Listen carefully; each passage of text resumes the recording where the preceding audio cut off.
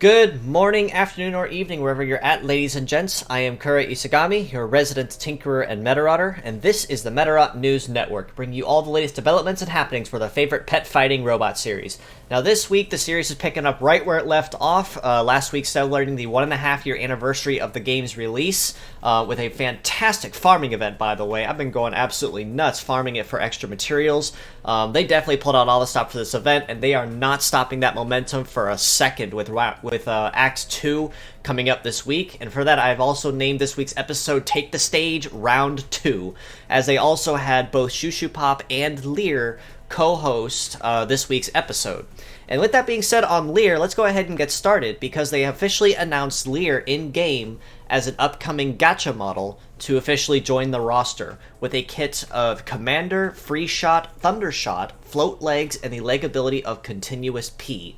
Now, overall, she has a very cute design. We've had teasers of her for quite some time now, with her debut as a VTuber first, before being introduced into the game. So it's going to be really nice to have her join the stage so we can actually get a chance to use her and see how well she performs.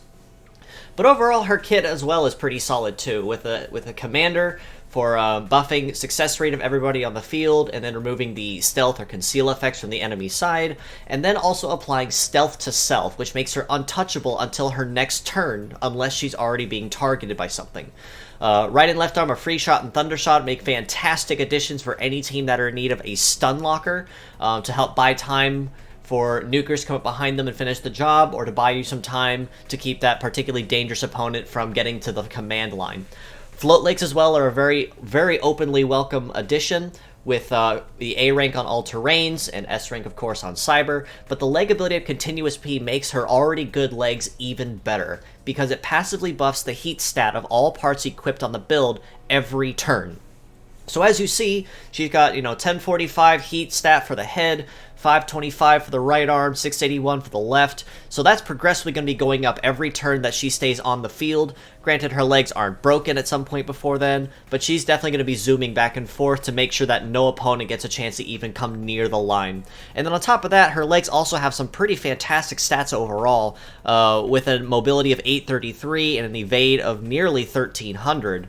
Which is honestly really, really great. The only drawback I see essentially is that her shoot and her melee resist at the 541 of the 611 on her legs really could leave a little bit to be desired, but otherwise she's not meant to be a long-standing fighter or a main damage dealer on the team, so I suppose that is relatively easy to forgive.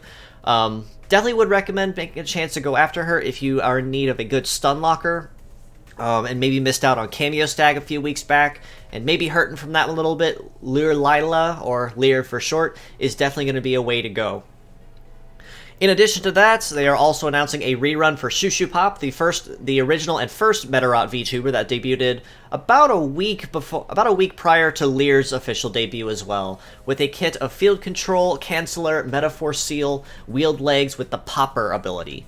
Now, much like with Lear, shoepop also does not focus on dealing damage or making that as her primary role, instead focusing on supporting the team from afar and also making life a little more difficult for enemies. Her head field control caps all legs not capped at 3 for their heavy slot, so if you are facing a heavy debuff on your legs, this part can definitely come in handy to rebalance that and cut any debuffs that are applied.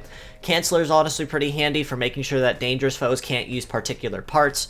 Metaphor Seal, same case, to keep anyone that's afflicted with it from using Metaphors as a last-ditch effort or a last-ditch nuke, to turn the tide to the last possible second.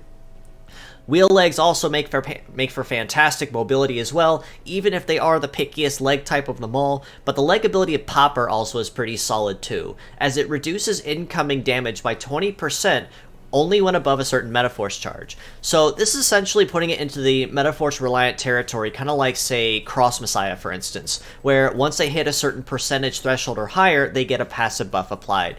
So in this case for shoepop, if you use her as a pure set, or even if you use her legs on a build, just do make sure that you try to pair it with a Metaforce reliant build so you can make use of the kit all around, and that'll definitely come in handy for you in the long run to keep high speed and damage reduction at the forefront of your mind. For this week's Fierce Battles, I actually have two pretty solid ones this week, and then a third very unique one. All returnees, but still very solid overall. First up on the line is KBT-11 Sagehorn with a kit of triple sword, biped legs, and the generator leg ability. Now, the legs themselves leave an ability that leaves a little bit to be desired, but in all honesty, even from the debut of the game when it first launched, Sagehorn is a fantastic conventional fighter for anyone that's in need of basic melee parts, because Sword does not have any major drawback, no evade, no dodge. It has pretty solid and very balanced base power and stats overall. You generally can never go wrong with farming for him to have just to have his extra parts. He's probably one of the few Fierce Battles that we have. I would actually argue for capping to 5-star, even going up to 4-star if you need him, but 5-star in particular so he gets the pierce damage on all parts. The leg ability generator just applies heater to himself when charging Metaforce. So like I said, the leg ability does leave a little bit to be desired, but having a triple kit of conventional parts for fantastic use anywhere, both as a pure set and mixed parts, also makes that pretty forgivable. In terms of viability, I'd probably rate about a 7 or an 8 out of 10, especially, like I mentioned, for his fantastic balance as a basic sword user, with no major drawback to hold him back in general. On top of that, we also have his twin and counterpart, Hirsch Kaffir, the KWG-11, with a kit of triple rifle, biped legs, and the leg ability of Radiator.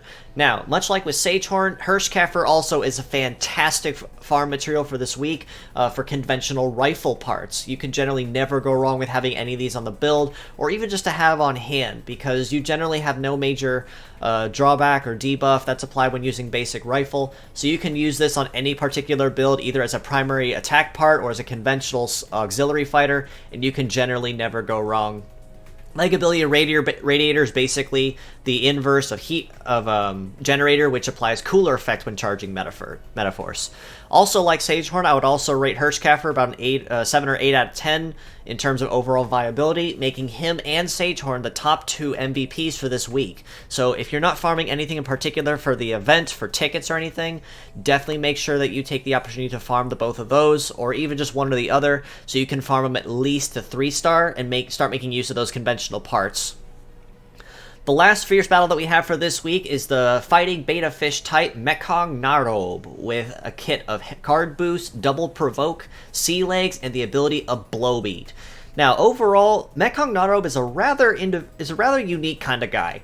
Debuted in Medarot 9, but he's also the sole and only user of the skill Provoke, which, when attacking a target, forces the afflicted target to only attack you. So this makes it very, very handy for making use of conventional passive aggro, especially for shield when a destroy user is on the field. It has been said Provoke is a way to counter the effects of destroy touching a shield and breaking it.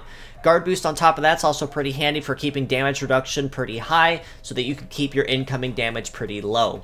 Blowbeat also is a pretty solid leg ability, as it ignores a percentage of damage resistance on the target when attacking. Sea Legs on top of that makes him pretty solid on most terrains for the most part, but he is going to have that pretty naturally high evade stat, with a pretty decent overall mobility stat in general.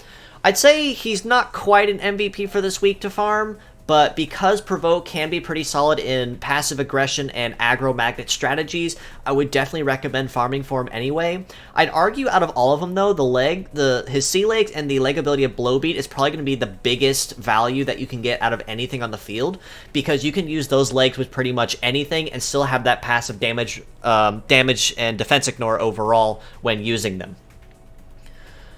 This week, they also highlighted the updates that are being change up for the part 2 of the 1.5 year anniversary event. Just like last week, it is a ticket-based event, so you do not have to use the full set in order to get the ticket bonus. You only have to equip one part on the build minimum in order to get that bonus.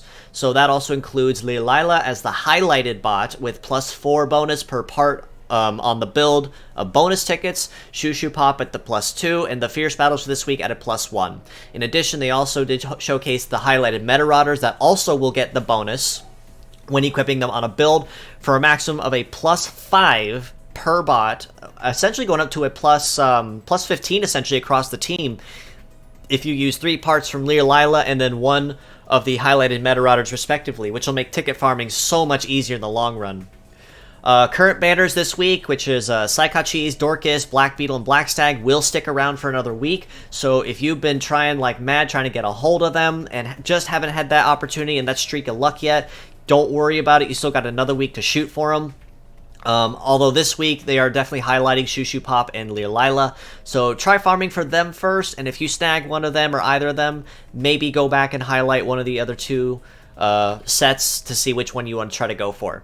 They also announced new rewards for this round as well, with new BGM voices to use as the announcers, and new battle music in addition, which actually touches into the next announcement, which is Lear debuting her own song cover, Secret Sense, on the channel. Link will be provided to that music video below at the end in the comments as well. Definitely a really good song, good lyrics. Definitely recommend giving it a listen. Looking forward as well to seeing maybe the two, her and shoepop collab and do a song maybe at some point. On top of that, nothing really else going on this week aside from round 2 of the 1.5 year anniversary. We are still always looking for translators, so if you are versed in Japanese, coding, or cleaning and have time on your hands, we are more than open to any kind of help or feedback that you're willing to offer. We are continuously looking towards assistance and help with the Medarot 3 translation project, as well as the Medarot Reloaded manga as the two main highlights. But if you have maybe an interest in helping with another project, like say for instance, Medarot Navi in particular have been generating a lot of interest to see translated. So if you would like to be maybe a part of that, bring it up to speed, or help bring one of these to a finished state so we can get started on other projects, you are more than welcome to reach out to me, and I can get you in touch with the right people that can bring you up to speed on what's been going on and what needs help with. Aside from that, that about covers it overall for this week. I do appreciate you guys for stopping by. If you'd like to know more, you can follow us below at the Medarot News Network or the Metabots Forever pages on Facebook. You can also follow the Project Rising Beetle and the community on Discord at the link provided and in the comments below. If you have any suggestions or feedback or questions, you can also reach out to me on Twitter at Isagami-kura. I'm more than happy to answer any questions or suggestions that you might have. Even for upcoming videos, I've got a possibility for maybe changing things up next week in terms of the kind of videos I release. Still cooking up some ideas on that though, so nothing quite set in stone yet. But I do have an idea or two that I've been working on, and next week might possibly have a new style for announcing the weekly announcements, or it might be just another episode while I'm working on something, while I'm working on putting that together, one of the two. I will have to see closer when that time comes and we see what's announced. On top of that, do give these other fine people a follow as well. Eru4, also known as Calidori on Twitter. She also manages a page, the Metabots OOC, or Out of Context page on Twitter. Lots of hilarious stuff on there too, clips from the anime. Definitely recommend giving that a look. Calidori also is a good friend of mine. Lots of very neat Medarot art on there. Definitely going to be worth a follow. And do follow her on Twitch as well, because she does a lot of art streams on there as well. You can watch her live and in person, working on the art and the doodles that she works on. On top of that, you can also follow Metabots Daily, also on Twitter, for daily Medarot facts or your Medarot of the day. Found that page relatively recently, but it's been quite interesting to follow that and see the development on it. But that aside, thanks again for stopping by, folks. It's always happy to have you in for a visit. Until next time, this is your host, Kura Isagami of the Medarot News Network, signing out.